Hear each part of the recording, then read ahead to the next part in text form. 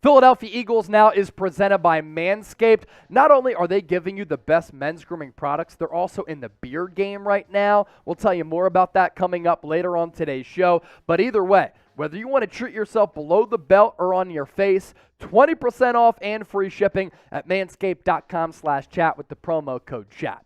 So we begin with this. We're going to look ahead to April's 2023 NFL Draft, and really, we're going to continue to do this all throughout the offseason as the offseason officially underway for the Birds following that gut-wrenching Super Bowl defeat. And on today's show, going to look at some players that draft expert for ESPN, Todd McShay, pitted to the Birds with pick number 10 and pick number 30 in this upcoming NFL Draft. And a player who we talked a little bit about here over the last couple of months is Bryan Bresee, the defensive tackle out of Clemson. He continues to be a popular pick to Philadelphia for a couple of reasons. He's an intriguing athlete, but also you look at how this Eagles roster is currently constructed right now. Javon Hargrave going to be a free agent. Fletcher Cox, a free agent. You drafted Jordan Davis. Is he going to help replace those aforementioned two defensive tackles? And then if you let both of them go, do you bring in another young player in Bryan Bresee to have your new age of defensive tackles on this team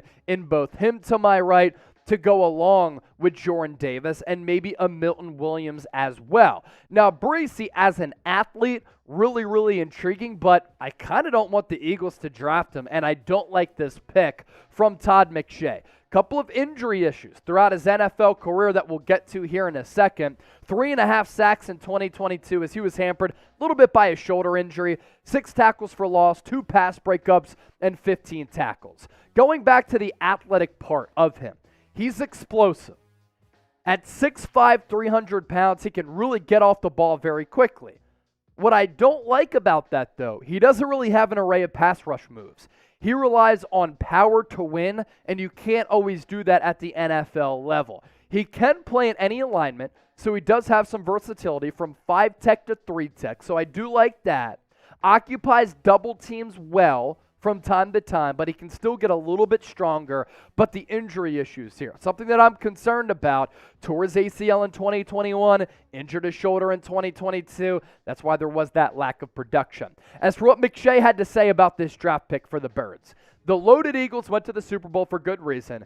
General Manager Howie Roseman's focus on building out from the trenches proved to be valuable. But now, they could lose 3 of their top 4 defensive linemen in terms of snap counts to free agency, including Javon Hargrave and Fletcher Cox up the middle.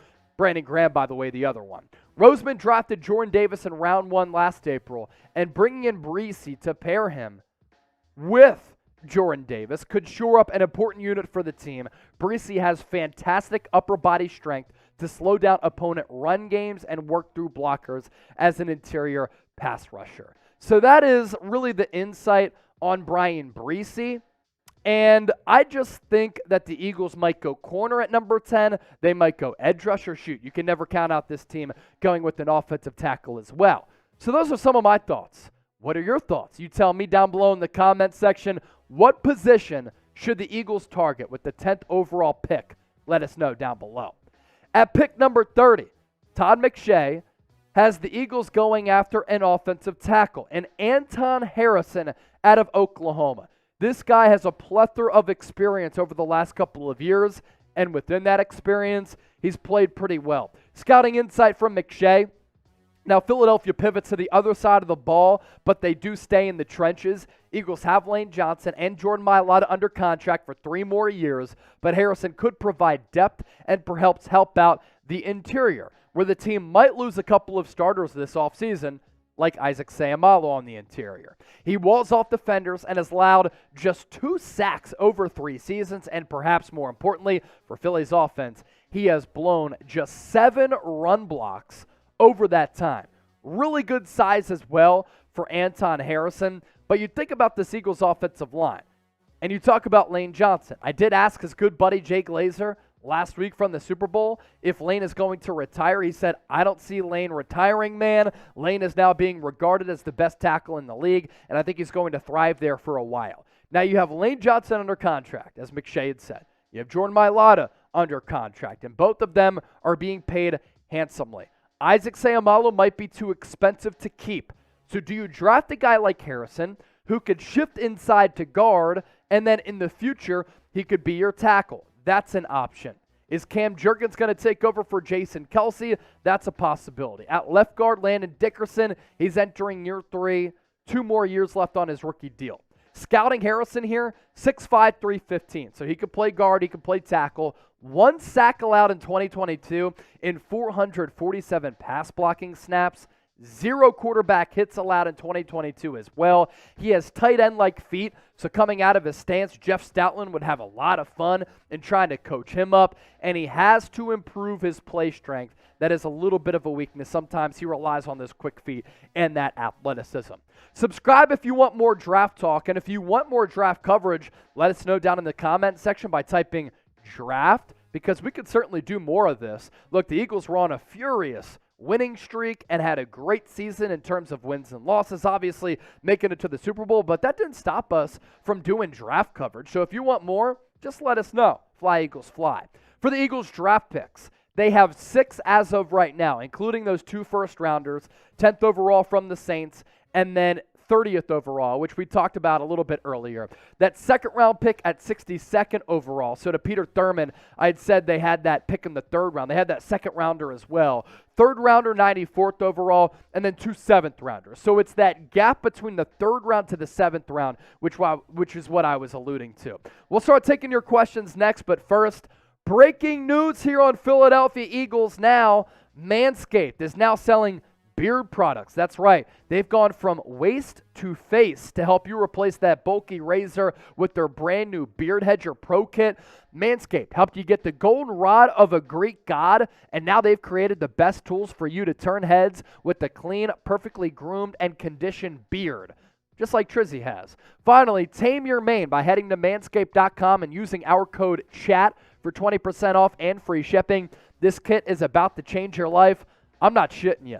The Beard Hedger Pro Kit has made it easier than ever to craft your signature look. This kit will take your facial hair anywhere, from Gandalf to totally bare. It all starts with the Beard Hedger. This thing is a juggernaut of fixing faces. First off, this waterproof cordless trimmer has a rotary wheel that gives you 20 haircutting lengths all within one guard, so no more messy drawers full of extra add-ons. Yeah, you heard that. No more drawers full of 20 different guards. So get 20% off and free shipping by heading to manscaped.com/chat with the promo code chat. Manscaped.com/chat. Look fresh on your face and, of course, below the belt for your significant other today. We have some questions and super chats that we want to field and answer on the show today. Mr. Rudy Poo, $5. I want Devon Witherspoon. He's the cornerback, by the way, out of Illinois, getting a lot of Darius Slay comps. But Howie would draft somebody like Kalijah Cansey, undersized Pitt defensive tackle, Aaron Donald clone, too much for Howie. We've seen Howie overdraft. Hello, Jalen Reagor. But I think he's going to get this one right. And if he goes and overthinks this one, that's not good. Look, Devon Witherspoon's a good player. If you want to let James Bradberry go and then pay a fraction of the price to a rookie cornerback who can start right away, Witherspoon could be that guy. I like Joey Porter a lot. Some mock drafts, I think this is crazy. They have him going in the late teens or the 20s. He's too good for that. I love his length. As for defensive tackle, they might go defensive tackle there, but they went Jordan Davis first round. I'd go edge rusher. I'd go cornerback as the top 2 positions I might target at number 10. Philly Irish Drew, what's good, Drew? Trade a pick or 2 and get Jalen Ramsey. So we've talked about Jalen Ramsey here. Here's the thought process, though, that I have. If James Bradberry is too expensive to keep and you want to let him go to save some money, it makes no sense to actually trade for Jalen Ramsey unless you think that what he gives this defense is far superior to James Bradberry. But really, Jalen Ramsey didn't have a good 2022. Now, could he go somewhere else and be rejuvenated to a certain degree and maybe play some better football? Yeah, potentially. But is there a massive, massive drop-off between Jalen Ramsey and James Bradberry if you can save some money by bringing in Bradberry instead of Jalen Ramsey and keep the draft capital? Something, of course, to think about. John O'Malley, what's good, John? Do you think we're going to draft Will Anderson or Kelee Ringo with the 10th pick? Some of the draft guides that I've looked at, they don't even have Kelee Ringo as a top 5 corner in this draft. I don't understand it.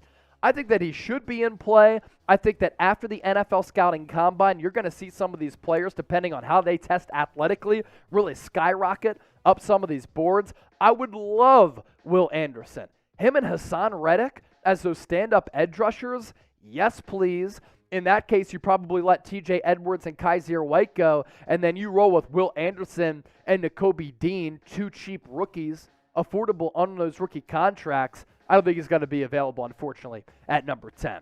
Cool Reigns. If we don't use Quez Watkins as a third wide receiver, should we go after Mecole Hardman since he is like a Quez Watkins? Yeah, I said that during our live show. There are similarities in terms of their usage, but Mecole Hardman is better than Quez Watkins. He gives you what Quez ideally would give you, vertical speed, gadget weapon, but Quez doesn't really have good ball tracking ability. He admitted that he took a step back here in 2022. How does that happen when you're playing alongside Quez Watkins or when you're playing alongside A.J. Brown and Devontae Smith if you are Quez Watkins? I thought that in the Chicago game, on the Dallas game, on the road, they tried to involve him way too much, and because of that, the offense just wasn't as good. Hardman is certainly an intriguing player that I'm looking at in free agency. Nick Stone. Do you think Nakobe Dean will get more playing time next season? It all comes down to what they do with Kaiser White and what they do with TJ Edwards. I think White could come back on a very affordable contract, and if that's the case, I thought he played good ball this year. TJ Edwards, as I've often said, number 2 ranked linebacker in the entire NFL, according to Pro Football Focus. He might get the bag somewhere else, honestly. But if he doesn't, a great player development story who I'd like to see the Eagles bring back. If they don't, though, or if they let Kaiser White go, maybe Nakobe Dean could slide into that role. And Howie Roseman has said, and this is really the draft philosophy for all teams, drafting is about looking into the future. So did they look at the signing of Kaiser White, TJ Edwards, and they wanted to draft Nakobe Dean not just because of extraordinary value, but also they realized, okay, let's groom him as a rookie, and then in year 2, he'll be ready to take the reins. John O'Malley again. Yo, Chase, who do you think would be a better defensive coordinator, Vance Joseph or a Lovie Smith? Both veterans, both solid defensive minds. Lovie Smith is a head coach with the Texans and at the University of Illinois.